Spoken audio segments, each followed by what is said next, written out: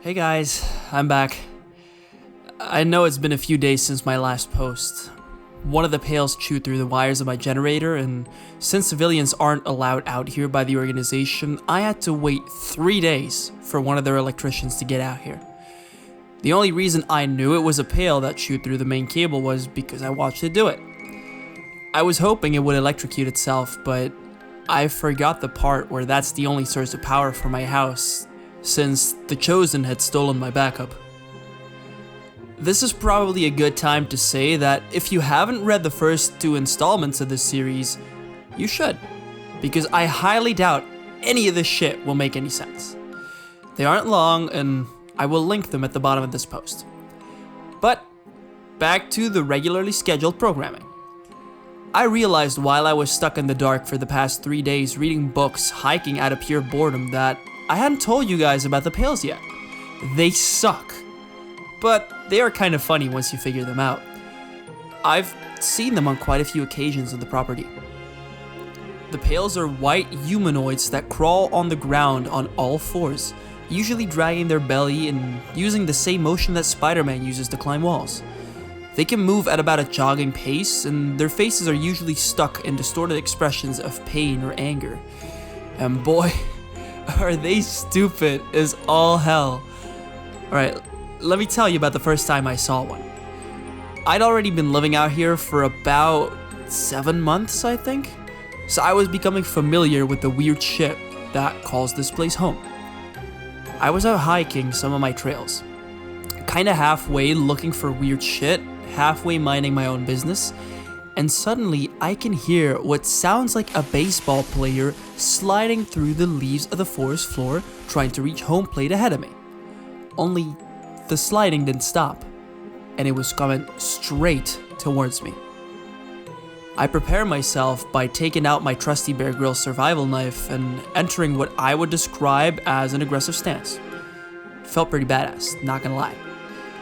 Expecting some creature to come barreling out of the bushes in front of me, I was a little shocked to see a butt-naked man with super pale skin drag itself out from under the brush on its stomach. What is it with fucking naked dudes on my land? Can't I get a pretty woman at least, once? Anyway, after I got done being flabbergasted and became aware of my surroundings again, I became aware that the dude was almost on me and was reaching out for my leg. So I jumped on his back, and it worked like a fucking charm. This little bastard didn't have superhuman strength like some of the other things out here, so when I landed on its back, it couldn't do anything but sit there and flop its legs and arms around like a fish.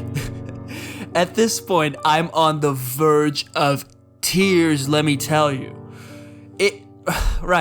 It hears me laughing and tries to turn its head and spit on me, which it can't do, and that made me actually start crying laughing.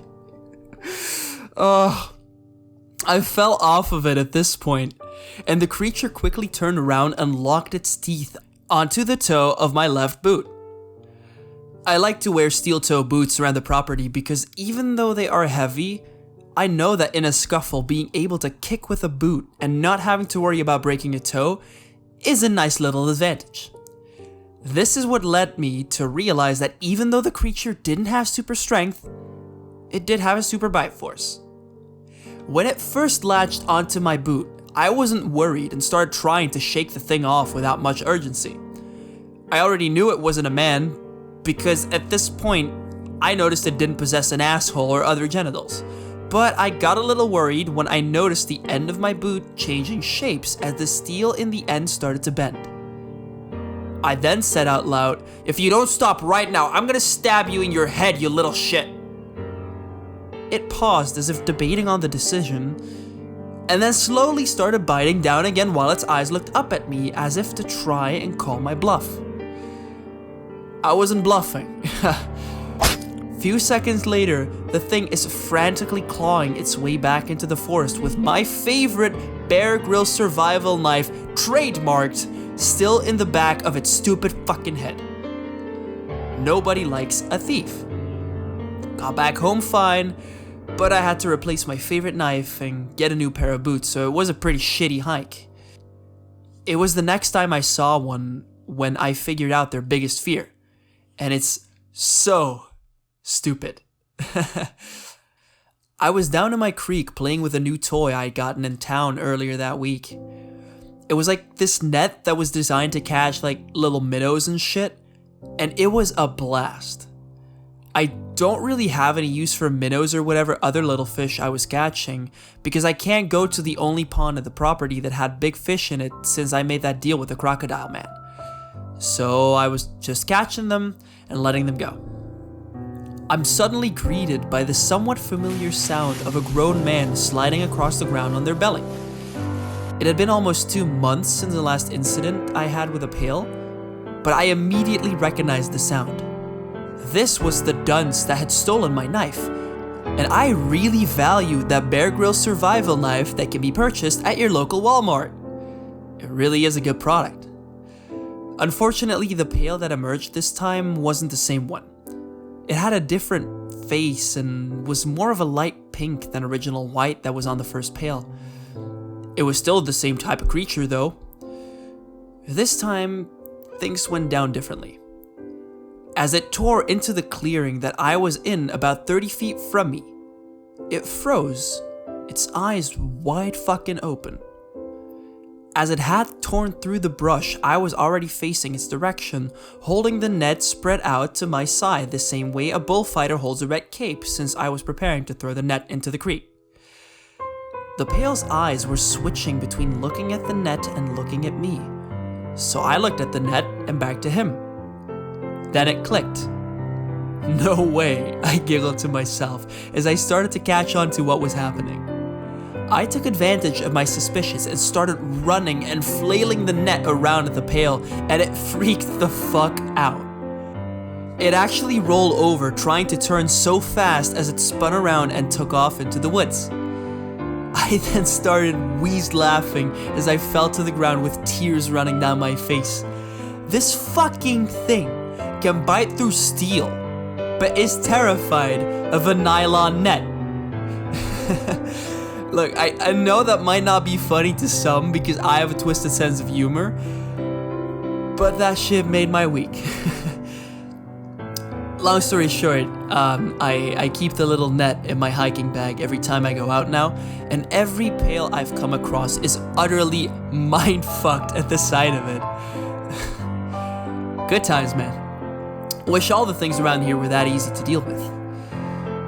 On another note, I got an email from an organization asking me about the keelet that the lady in the tree claimed that I had killed in the last post. They wanted to know if I had disposed of the body and if they could come and retrieve the remains from the woods if I had just left it. Then they said something that caught me off guard. When I said something about having to check with the program that put me out here, they responded with, "We are the parent organization of that program," and proceeded to give me my own address as well as detail about my former life that only the program should have known about. In all seriousness, I have a dark past, and I haven't always been a great man. But I'm done with that shit, and it pissed me off that they would even bring it up. I responded with a simple, "Fine, but don't bring that shit up again," and blocked the emailer. No one has shown up yet, but I guess we will see what happens. On a good note, I haven't seen Skinny in a couple of weeks, so that's nice. See y'all next time, and feel free to leave your questions in the comments, and if you have any ideas what these pails actually are or what a keelet is, please tell me.